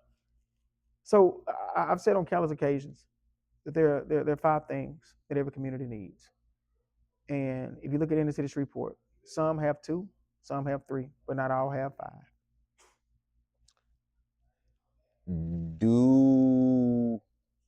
I hate to call it this, but do Black Shreveport have communities at all? From a physical standpoint, yes. From a mental standpoint, no. We gave our stuff away. I agree. Meaning that Especially Cooper there are Road. people that are listening to this right now who have land in Lakeside, Cooper Road, Allendale, the Bottoms, with their great grandparents or grandparents' name on it. That's very valuable. That they won't even get up and go claim and put nothing on. They won't. We are the destructors of our community. Not because we intentionally wanted to do that, but because we were coerced into doing it. And we have to take accountability and say, yeah, it was our fault. Yeah, but look at what happened, and let's look at how it was designed to be this way. Lakeside Acres is a beautiful neighborhood. Lakeside is a beautiful neighborhood. Cooper Road is a beautiful neighborhood, right? And we just gave our stuff away. We didn't take pride in what we had and what was ours. Martin Luther King Jr., was he a hero, a victim, or a villain? It's all of them. You don't get to be Martin Luther King without being all 3 of them. You got to know when to be a fox so you can recognize traps, and you got to know when to be a lion to ward off foxes. You got to know. So sometimes I got to be the victim because I need some sorrow points. Sometimes I got to be the villain, right? Because I got to tell people who are violent to not be violent. It makes me the villain, right? And you said the hero, right? And being the hero means that I got to sacrifice. I got to give up time away from my family, my kids, to go other places and deliver a message that needs to be delivered. So he was all 3 of them. Was integration a good or bad thing for Black people? Integration was misunderstood. Okay. And when I say misunderstood, meaning that the early investors of integration didn't necessarily want integration, whereas I want to sit in a class with a white kid, or I want 2 Black kids and a Black kid and white kid sitting in the same classroom. That's not what they were talking about. They really wanted equality, meaning that if this white school got 13 good books, this Black school needs to get 13 good books, right? They wanted equality. They didn't matter if the white kids had to go to the Black school or the Black kids had to go to white school. It didn't matter. And when you talk about integration, and what supports this theory is that if integration was something that we needed or something that we wanted or something that the early investors wanted, well, then why y'all didn't make this group of people intergroup to that group of people instead of making that group of people integrate to this group of people? Mm-hmm. They wanted equality. Integration got swept up in it. And instead of saying, hey, instead of giving y'all equal stuff, we'll just integrate it. Mm-hmm. And I think that was a mistake, fighting for equality. I think we should have fought for equity, because we're not equal. You can't get equality without getting equity. You can't. It's no way. It's no way. No way. So think about this, right? Your mom take you and your brother, right? And it's a honey bun right there. And she break it 3/4 of the way and give it to you, and break it a little corner piece and give it to your brother, right? Y'all both got some honey bun, but it wasn't equally split. Right. So when you equally split it, that means you get your fair share and this person gets their fair share. I think our early investors of integration, they didn't necessarily want integration, they wanted equality. If this side of the street has street lights and a sidewalk, and that street needs to have the same thing. Don't neglect me. Don't cheat me. Don't take from me, right? We want this to be for everybody. Like, you know what I'm saying? We don't want to get rid of this stuff because it's the Black stuff. We don't want to get rid of this stuff because it's the white stuff. How about we come together and have something for both of us? That's what makes sense. Equality. And see, and the reason I say we shouldn't have fought for equality and equity, because I give an example like this. Okay, so let's say you're 6 foot, right? Mm-hmm. And I'm me. I'm 5'7", and it's a gate here, and we both need to see over this gate. Mm-hmm. Equal is I give you that chair, you give me this chair. We both stand on it. That's equal. This is both. We both jump over the gate. We trying to see over it. Trying to see over the gate. We both can see over the gate now because of what it is. Or can we? Yep. Am I tall enough yet? Because I may not be. Mm-hmm. But it's equal. But if I ask for equity, well, you got to give me a chair that's a little bit taller because he's 6 feet. You see what I'm saying? We're making it equal. We're making it equal because now you've given me 2 chairs. He has 1 chair, and I'm the same height as him. So I have equity in it. So that's why I say you can't. But you gave me more. Gave you more. That's equity. Right. And equality. At the same time, you can't get one without the other because now that you've given me equity, it's even the playing fields and it's equal now. And see that, and that's what I'm saying. I believe, like, all right, I'll give you an example now. Mm-hmm. Shreveport. If you break all the neighborhoods up and you give everybody the same percentage of resources, that's equal, right? But is that fair? Like, is that equitable? That's not equitable because certain neighborhoods have had the lion's share for a while now. And it should be time they get a little less and others get a little more. And to me, that's equitable, but it's not equal. So that's the reason I don't think equality was ever a good. I think it was something that was pitched out there for us to chase, knowing that it could never be. Because, all right, let's say equality and fairness, because that's a lot of times what they would say, you want to treat us fair. Okay, but if you go in front of that judge and when he giving you 100 years for that marijuana, because, in his mind, I'm pretty sure he thought that was fair. Because he looked at you. Based on what the law says. Yeah. Based on what the law, if the law says, hey, this your 4th offense, you're a habitual offender, you've done this, you've done that. This mandate requires 100 years. Boom, they go 100 years. And he thought that was fair. But because he had to deal within the confinements of the guidelines of the law. We can't give you 100 years just because I don't like you. I don't know. I think that a lot of men, especially colored people, when they went in front of judges, because when a judge saw a white man, I give you an example. It was a white man just went in front of the judge here recently for I think he for doing something to a little kid sexually. And he got probation. That's it. Just got probation. But the issue is when that white man looked at the other white man in the eyes, he related. Not necessarily with the molestation, but he related with this white man. This looked like my brother. This looked like my cousin. And see, that's all subjective, and it's all predicated, right? So it's subjective and it's predicated, meaning that we can say that, but we can't prove it. He has the judge or the lawyer, whoever it is, has to go within the confinements of the law. And now I think we've proved it. He's been trusted. He's been trusted that whatever.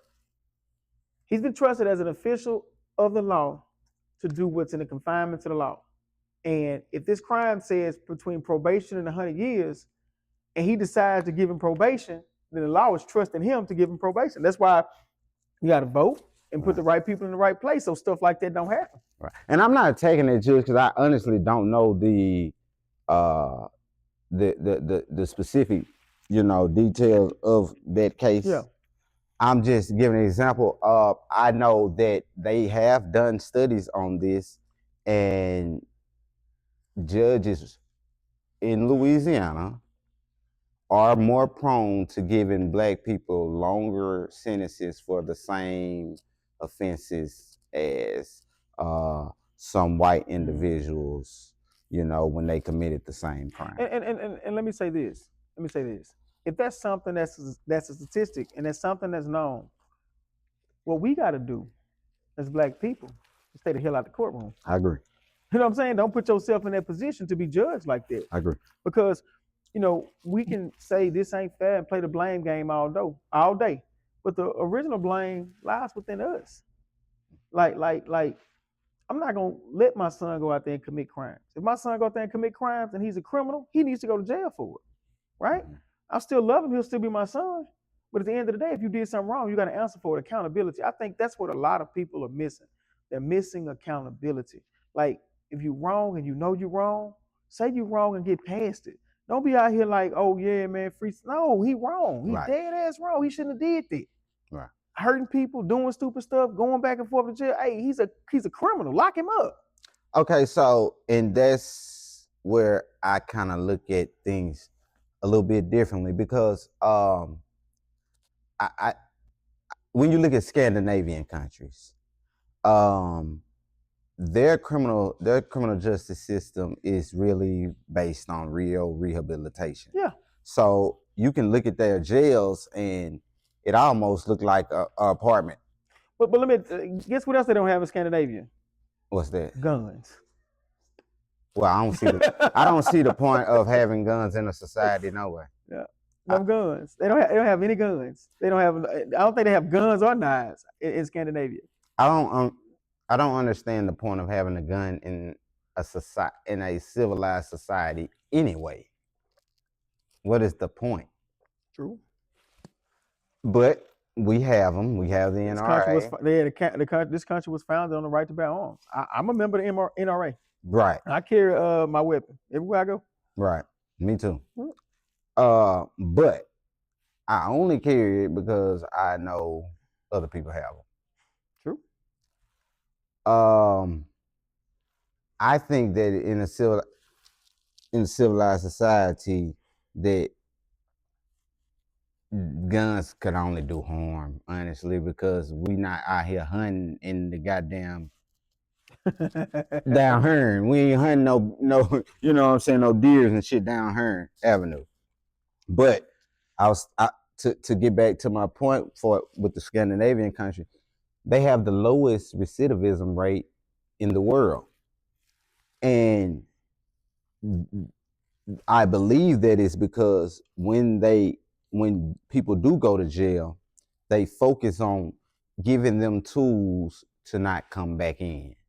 Whereas here in America, when someone gets in trouble, we want, white and black, we want to see a lynching. We want to see this nigga hurt for what he did. So also you got to understand that recidivism starts as at a very young, small age too, right?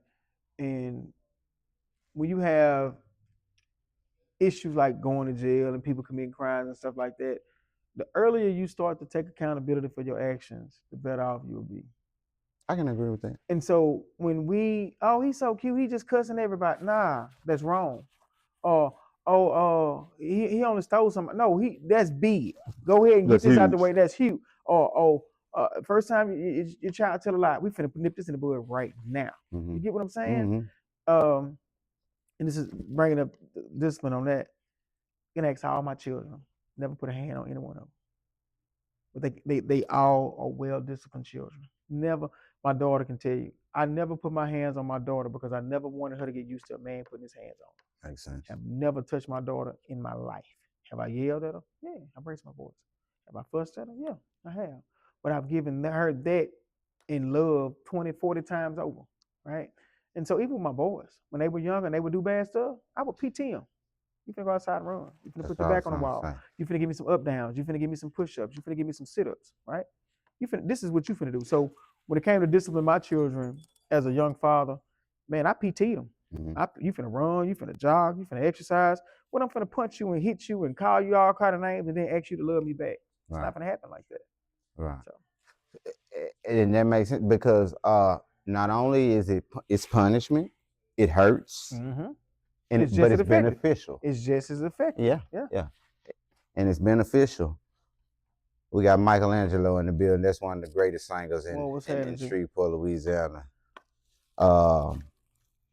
Okay, so look, you've been buying back parts of the city. What's your philosophy on rebuilding the block? And what advice do you give to somebody who wants to start investing in their neighborhood? Man, I'm just tired of Shreveport looking terrible, man. I've been in North Dallas all the time, or Richardson and Plano, and I don't like to just compare it to Dallas, but New Orleans and Lake Charles and Lafayette. I'm going to all these places and I'm seeing all how it's changing for the good, and I'm just waiting on our change to come. Right? And so instead of waiting for our change to come, man, I'm gonna just get out and I'm gonna do something about it. Like even with Uptown, even with Seedlinks, I own that whole little block right there, right? Mm-hmm. And it looks like something. It looks good down there. You know, I'm out there picking up paper and stuff like that. But the city's let me down. I got 2 big old potholes right there on my street. Traffic light messed up. It's messed up right there. But my philosophy on buying back and buying back the block is find things that you can make a change within. So right now it's one street over on the Cooper Road. I bought 3 houses on that street, and I'm fixing up 2 of them right now. About to start on the 3rd one, and those were the 3 worst houses on that block. But I've completely transformed the whole block, like completely transformed it. And I got a few more houses that I can buy, but those 3 houses, I paid $16,000 for one, $13,000 for the other one, and $5,000 for the last one. So I've literally bought 3 brick houses in the city of Shreveport for under $50,000. That's great. What's harder, getting property or keeping it profitable?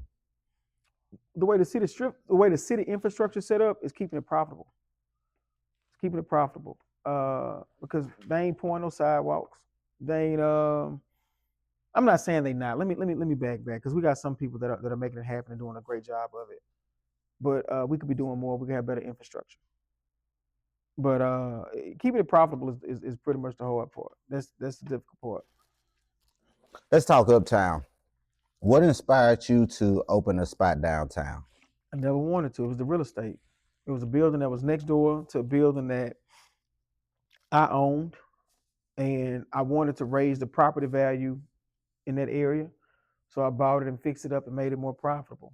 It just so happened I already had been a club. If it would have been a Burger King, hell, it would have been a Burger King when I reopened it. Whatever it would have been, that's what it would have been.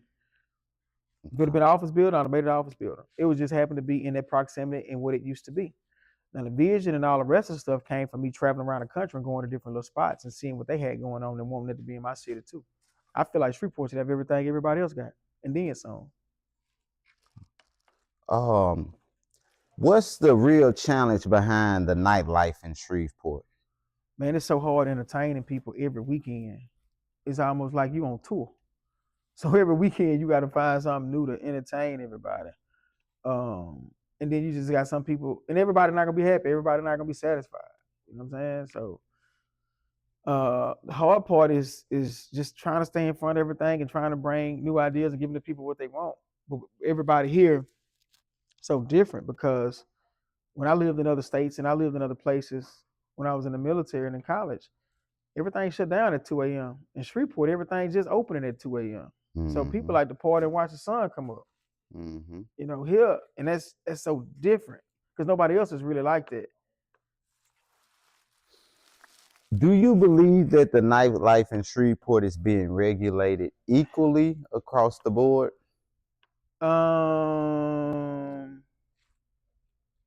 By what we have to do to keep our liquor license and all the rest of the stuff that go along, yes, because those are laws and ordinances. So everybody has to follow those. When you say regulated, yes. When you say enforced, probably not. And it just depends on who it is and what's going on for the most part. So I'm new to this, right? I hadn't been in this business for a very long time. So they may be a little harder on me because I'm new to it. Well, you got somebody been doing it 20, 30 years, they may be a little lenient on them because, you know, they know the rules or whatever the situation may be. And they know what affects them and what doesn't affect them. So it just may be a situation like that. What's one thing you think people don't understand about running a club? What you have to give up.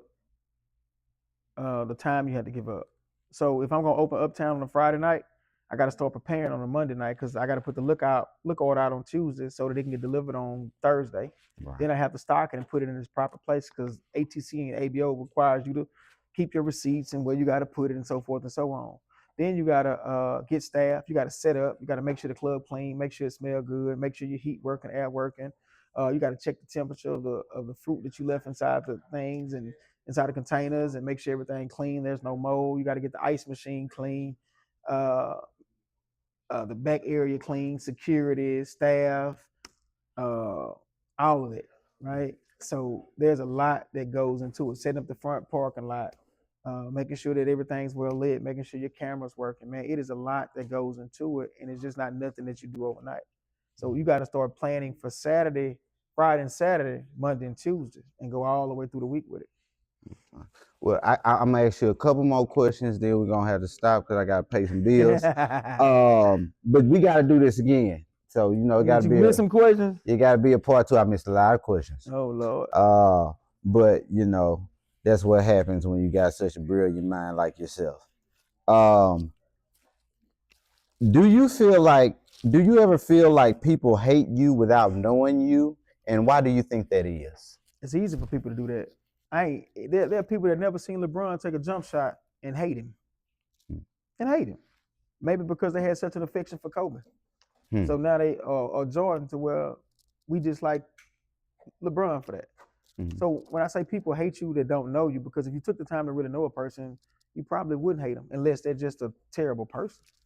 But it's easy to hate people that you really just don't know, or people that you may have heard about, or people said certain things about that you may dislike or like. Right. So it's easy that way. Okay. What's the hardest part about being a leader in a city that's slow to change?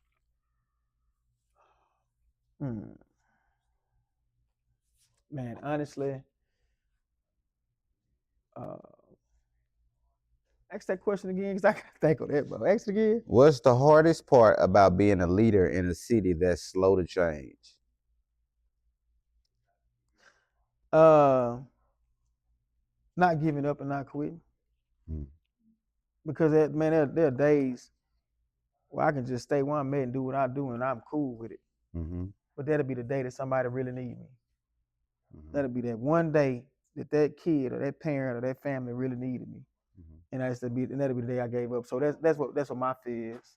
That's what's hard about it, not knowing when to stop, when to quit, or when to give up. But also in the back of my mind, knowing that you can't stop, you can't quit, you can't give up, because you are so valuable to certain people. Who do you go to when you need help? Man, I go over to the VA. They have some great psychiatrists over there. They got some great therapists over there. I don't have no hobbies. It was cars. Then they messed the car game up, so I don't even fool with none of my cars no more. Man, honestly, I go talk to the therapist or whatever at the VA for the most part. Yeah, I think I'm gonna start going back because it was cool. It was a place to unload for the most part. I want to thank you for coming out. You are truly a huge asset to this city. Coming from where you come from, I think people needed to hear your story. They needed to hear from Ryan Williams, because a lot of people have a lot of ideas about who Ryan Williams is and what he's about, and they formulate these opinions. You may have heard him. What are some of those ideas? Honestly, I haven't heard anything that's quite valid. So I give example like if a person was to say, well, Ryan Williams did such and such and such, and that's why we don't like him. I haven't really heard anything like that. I've heard things like, and I'm gonna bleep some of this out. I've heard Ryan Williams be fucking. I can tell you exactly how that shit happened. You can tell you exactly how it happened. So, as a businessman, you want people to patronize your business, and so it may be a group of girls at the door, right?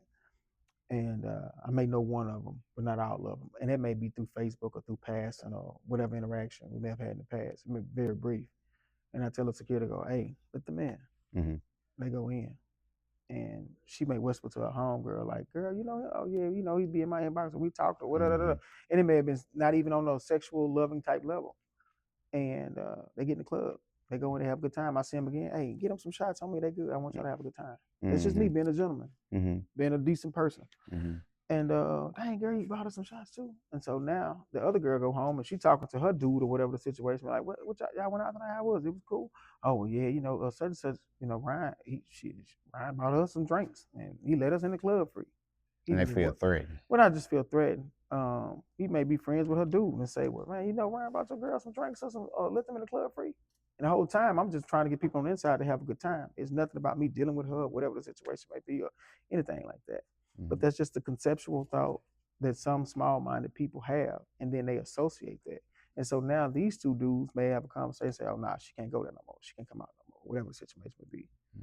And it's just how it starts. People have conversations, they talk about things that may never, ever even be the case. But that's what people want to associate yourself with. Because one thing about it, even with people like Dr. King, who was a very vocal person, who gave back, even gave his life, what they tied him to, they tied him to women. They tied him to women, right? So most successful men, that they can't say you're gay, they can't say that you ain't paid your tax, they can't say that you're not a good father, they can't say that you're not a good person, you ain't handling your business, and you ain't got this, and that. What they do, they start making up shit and usually start with women. That's usually how they handle you and take you out. Right. For women, right? And well, let me admit now, I like women, so if you won't take me out, use a woman. Probably the way they kids. But that's usually, man. That's usually where it comes from. That's usually how it happened, or whatever. What people say and how they associate it. You know what I'm saying? No matter what you got or what you got going on, it's what they usually try to do. Well, hey man, you heard it from the man himself.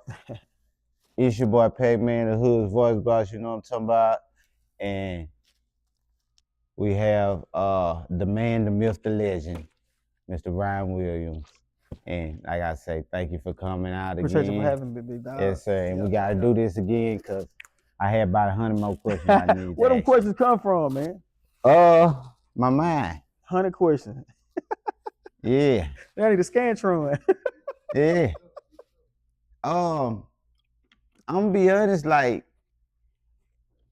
when I go into an interview, depending on the person that I'm interviewing, it's things I want to learn. Oh, gotcha. Makes sense. And so wherever I feel you're more equipped in information and knowledge, I try to dig a little bit deeper. So I had sections that I still skip questions. Makes sense. You know. So yeah, tap in.